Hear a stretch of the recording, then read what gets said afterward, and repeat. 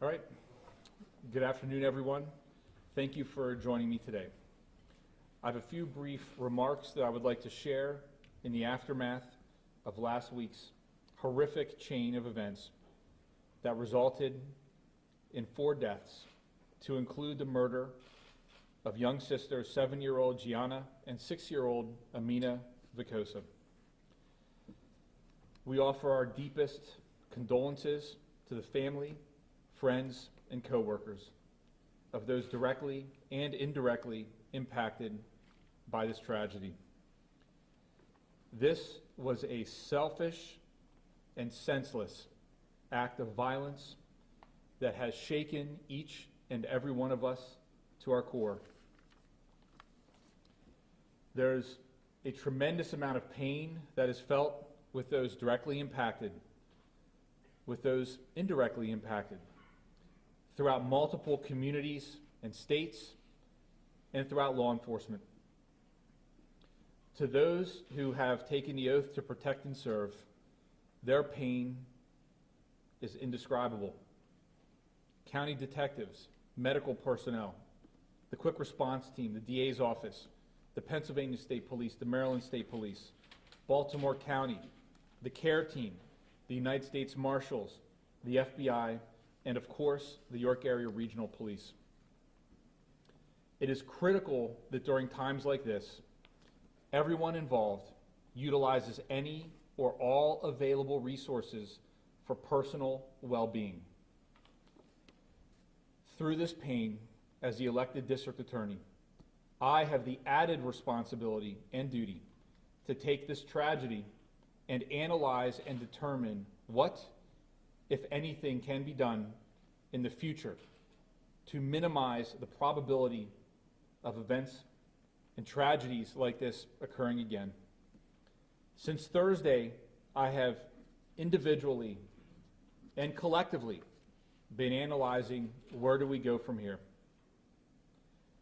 To begin, we must vehemently and aggressively attack the scourge of domestic violence, which is way too prevalent within our community.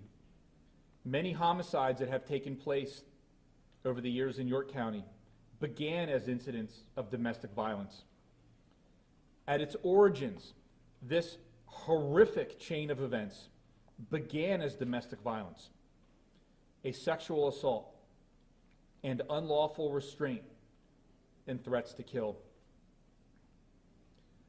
We must further support the York County Sexual Assault and Domestic Violence Task Force as they analyze and address the root causes of domestic violence.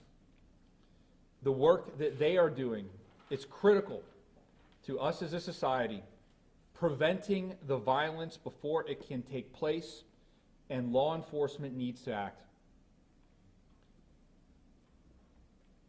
Following consultation with leaders throughout law enforcement,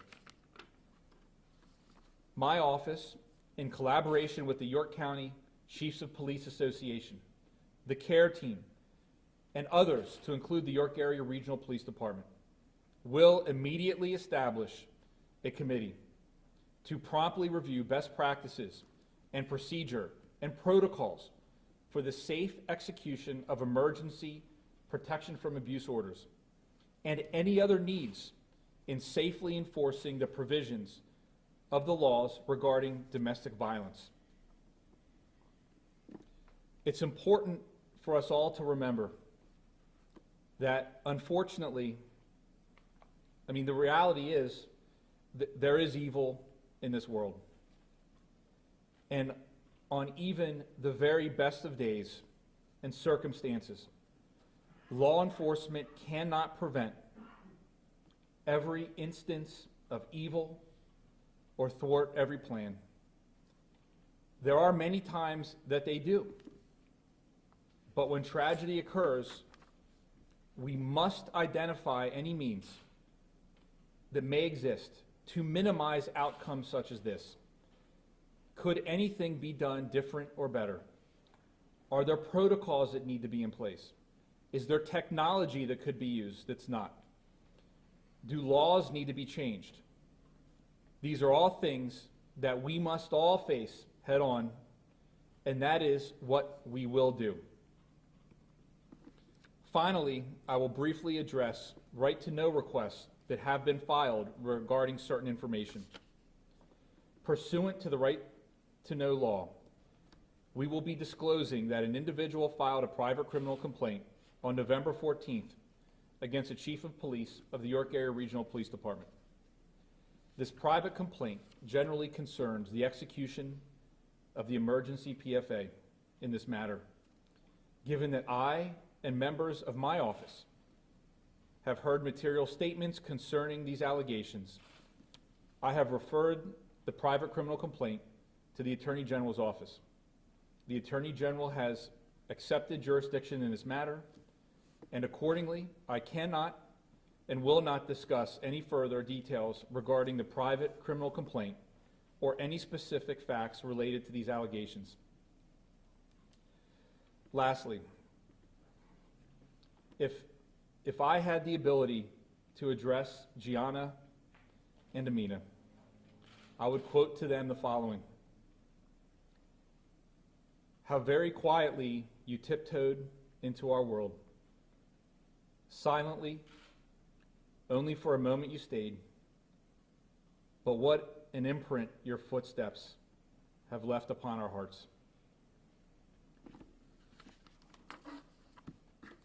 And with that, I'll take a few questions. I'd like to remind everyone that due to this part of this now being within the jurisdiction of the Attorney General's office, I will not be able to comment any further at all. So if there's any questions that I can answer, I will.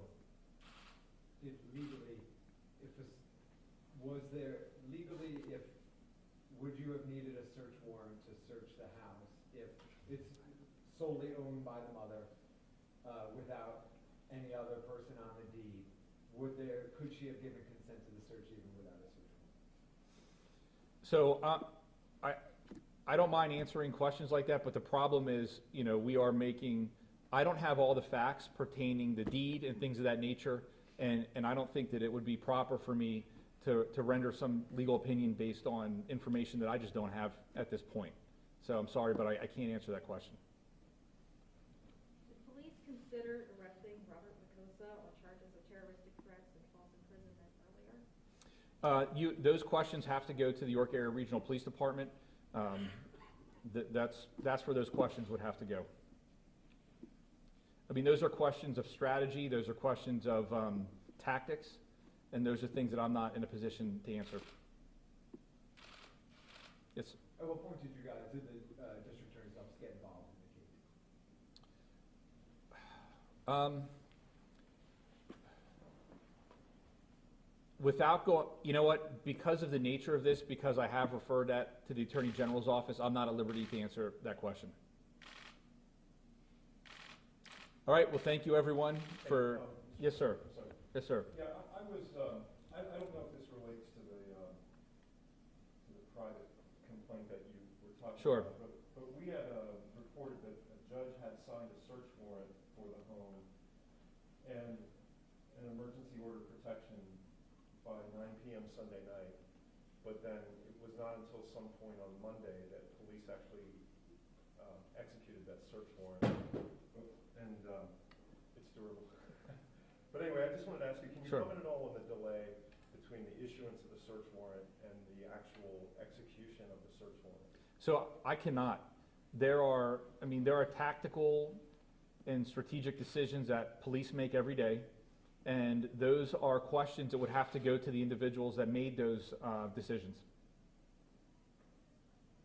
Will there be a thorough investigation by all of the agencies involved to determine what happened and whether this was handled properly?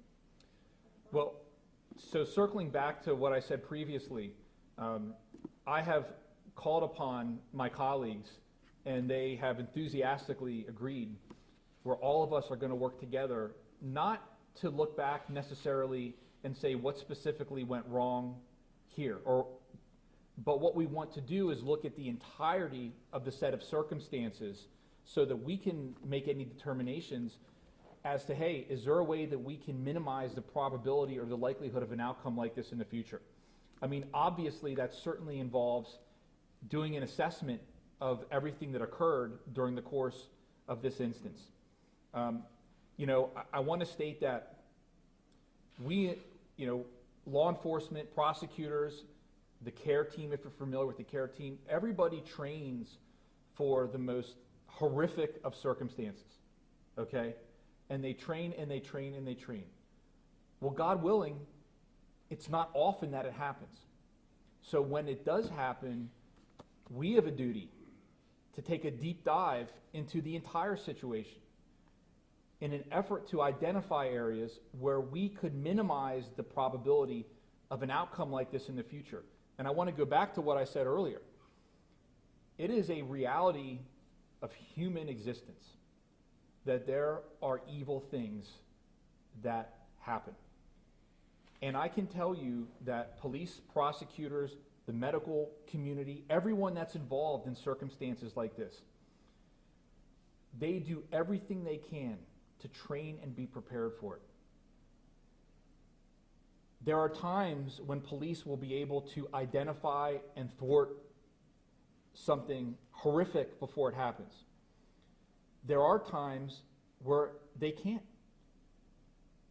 But that being said, we have a duty as public officials, as people that have taken the oath to protect and serve, to take a deep dive into circumstances like this, to understand what happened, to understand when it happened, to understand the different choices that were made, and to look and see what can we do so that in the future, if something like this happens, we can be in a chance to minimize the probability of a tragic outcome like this. Yes, sir. Mr. Sunday, will that be done, will you be using any kind of like outside consultant or outside independent review agency to participate in that look back and that lesson learned kind of thing? So that's a great question. And what I can say, because remember, this is fluid and we're only within days of this happening. I reached out to the Police Chiefs Association and I talked to them about my desire for us all to sit down and find a way, and they enthusiastically, absolutely, we want to participate with this.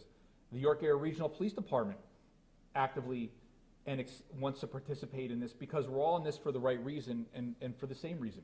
Now, as we sit down together and we decide what the best path is, I can't tell you at this point what that will be for us, right? Be that someone outside of the chiefs and myself.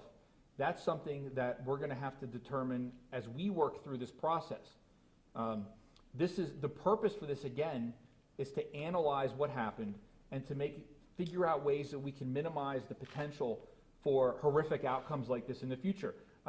I know that when I was in the military, for my years in the Navy, when something would happen that went wrong, we always looked into it. We always worked through it and determined if there are ways that we could minimize that outcome in the future, even if the likelihood of us preventing it is low.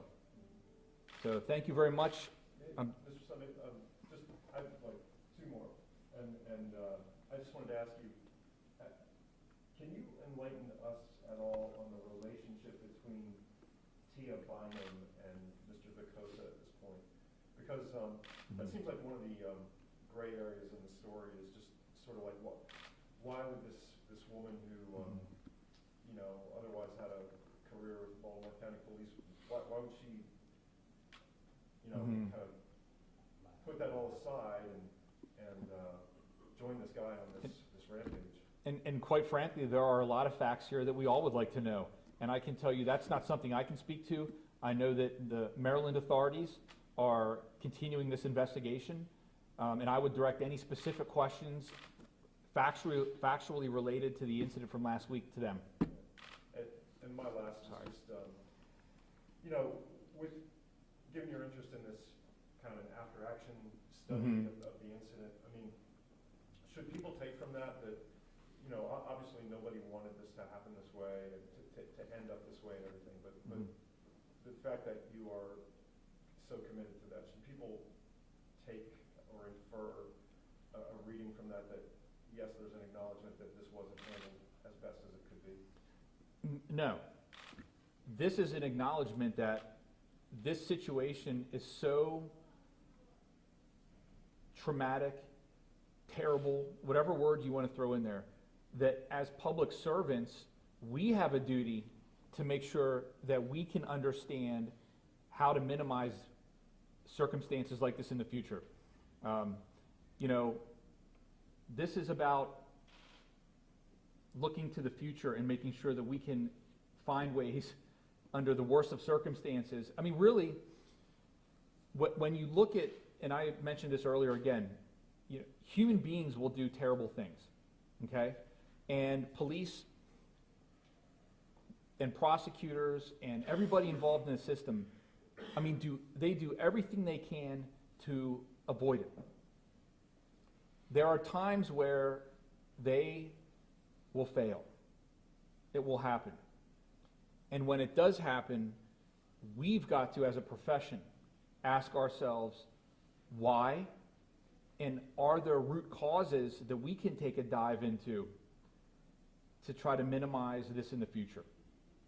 So thank you for your questions. Yeah, how much of that analysis that you're talking about will be made available to the public? At this point, I can't comment on that yet, and the reason for that is because, we're just putting this together. And I will have to sit down with the Police Chiefs Association, and we'll have to go through it.